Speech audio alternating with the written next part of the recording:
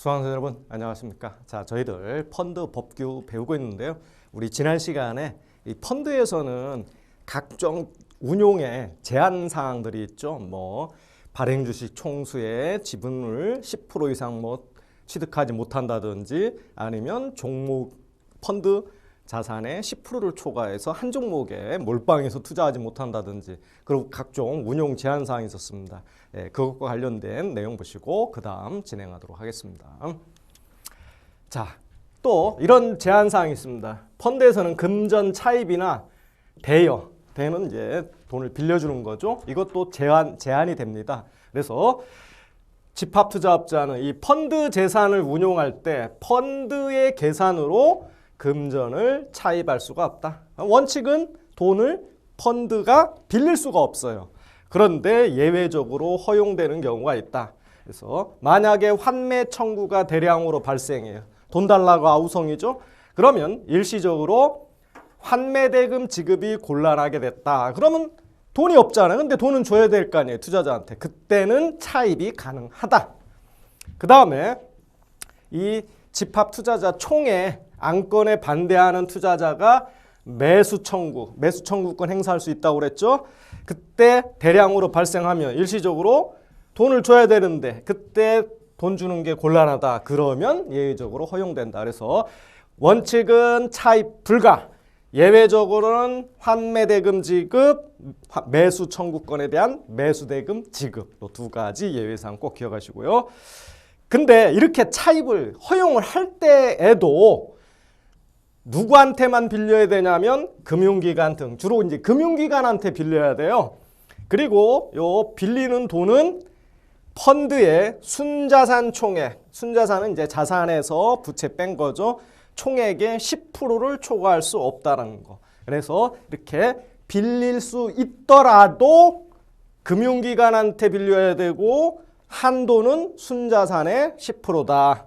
그리고 이 차입금을 한번 빌렸으면 그거를 다 갚기 전에는 추가로 어떤 재산을 펀드에서 매수를 할 수가 없다라는 거. 이런 걸 지켜줘야 빌릴 수 있다는 거예요. 자, 돈을 그럼 빌려주는 건 어떠냐? 여기도 대여할 수 없어요. 금전을 타인한테 대여할 수 없다. 다만 여기도 예외가 있어요. 돈을 빌려줄 수는 없는데 콜론이라는 것은 금융기관에 대해서 금융기관끼리 돈을 빌려주는 걸 콜론이라 하고요. 콜론. 빌려주는 건 콜론. 빌려오는 건 콜머니. 그래서 이거는 돈 빌려주는 거고 이거는 돈 빌리는 겁니다. 차입이에요. 여기서 형성된 금리가 바로 콜금리라고 하는 거예요. 이 콜금리는 금융기관들끼리 돈을 주고받을 때 형성되는 아주 초단기 금리입니다. 그래서 주로 하루짜리가 많은데 어쨌든 돈을 빌려줄 수는 없지만 예외적으로 콜론은 가능하다. 그 콜론은 금융기관에 대한 30일 내의 단기 대출, 30일까지는 가능하다. 30일. 그걸 넘은 건 안 된다. 요거는 허용된다는 거. 그 다음에 펀드는 보증도 할 수 없고 담보도 제공할 수가 없다. 그래서 이 펀드 재산으로 펀드 유해자를 위해서 채무 보증할 수 없고 담보 제공할 수 없다라는 거 중요하고요. 그 다음에 펀드와 어떤 이해관계가 있는 자와는 거래에 제한을 받더라. 그래서 다음과 같은 이해관계인과는 거래를 할 수가 없다. 왜? 펀드와 뭔가 이해관계가 얽힌 사람들은 펀드의 재산을 침해할 가능성이 있으니까 그래서 하지 못하게 해놓은 거예요. 그래서 보면 집합투자업자, 임직원, 배우자, 집합투자업자, 대주주와 그 배우자, 임직원하고 그 배우자, 대주주와 그 배우자 제한 거래 못한다. 펀드와. 그리고 요 집합투자업자 계열회사 임직원과 그 배우자, 그리고 집합투자업자가 운영하는 전체 펀드의 집합투자증권을 적어도 30% 이상 판매나 위탁 판매한 투자매매업자, 투자중개업자, 여기까지 하면 결국 어느 자산운용사가 운용하는 전체 펀드의 증권을 30% 이상 판매하는 판매회사라는 거예요. 판매회사. 그리고 집합투자업자가 운용하는 전체 펀드의 펀드 재산 30% 이상을 보관하고 있는 신탁업자. 이런 자들은 이해관계인이라고 해서 펀드와 거래를 할 수가 없다. 그리고 집합투자업자가 법인이사. 자, 우리 펀드 유형 중에 주식회사 형태는 집합투자업자가 법인이사가 됐죠. 그래서 법인이사인 투자회사의 그 감독이사. 또 이해관계인입니다. 그래서 이해관계인은 거래가 안 돼요. 펀드와 거래가 안 되는데 그럼 그 이해관계인, 거래를 할 수 없는 이해관계인이 누군지가 중요해요. 그래서 여기 뭐 쭉 있고 30% 이상 판매한 판매사, 30% 이상 보관 관리하고 있는 신탁업자, 이렇게 정리할 수 있죠, 간단하게. 그리고 집합투자업자가 법인이사인 투자회사의 감독이사, 다 이해관계인이다. 여기도 예외가 있습니다. 이해관계인이 되기 6개월 전에 체결한 계약에 따른 거래. 자, 내가 지금은 펀드와 이해관계인이 됐는데 그 전에 6개월 전에는 아무 관계인도 아니었어요.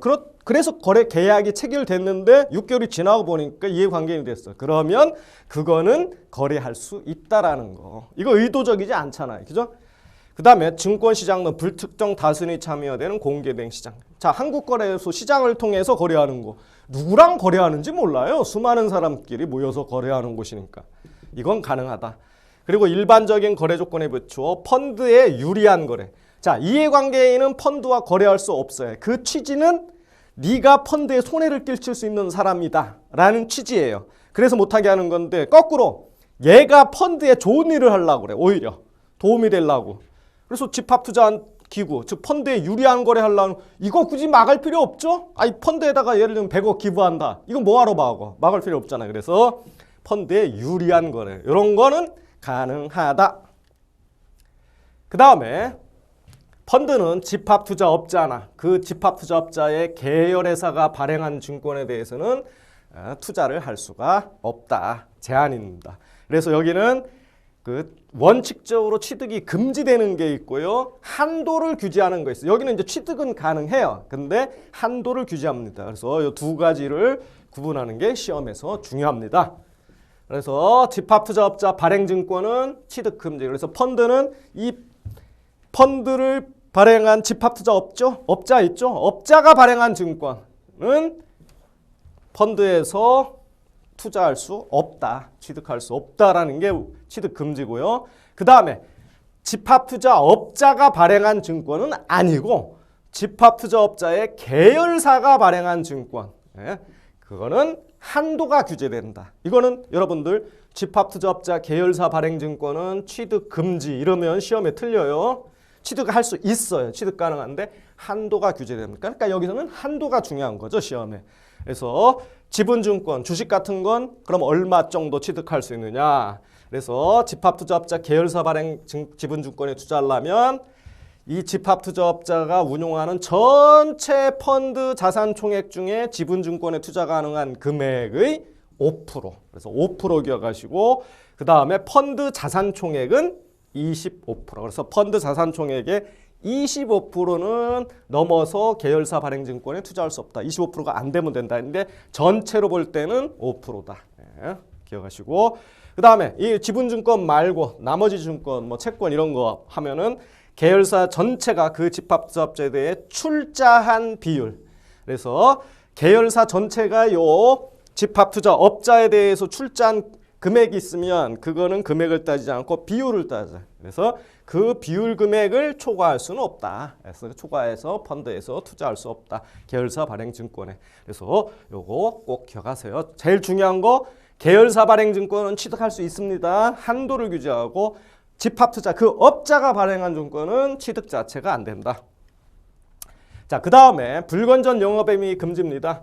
그래서 뭐 이런 것들이 불건전 영업행위예요. 그래서 쭉 읽어보면 뭐 당연한 소리가 써 있습니다. 그래서 한번 쭉 읽어보시면 되는데 여기 예외적으로 허용되는 경우가 있어요. 그래서 집합투자재산 운용과 관련된 정보를 이용하지 않았음을 증명하는 경우. 예를 들면 차익거래. 차익거래는 이제 현물과 선물을 동시에 가격의 불균형을 이용해서 동시에 사고 파는 거래인데 이런 것들은 펀드 정보, 이런 거 이용해서 하는 게 아니에요. 그냥 시장 가격의 이론 가격과 차이를 갖고 하는 거다 보니까 이런 거는 불건전 영업행위가 아니라는 거죠. 그 다음에 성과보수. 자, 펀드가 이제 운용을 잘했으면 성과보수를 받을 수 있느냐. 있다도 되고 없다도 됩니다. 그러면 이 내용이 중요하겠죠. 봅시다. 원칙적으로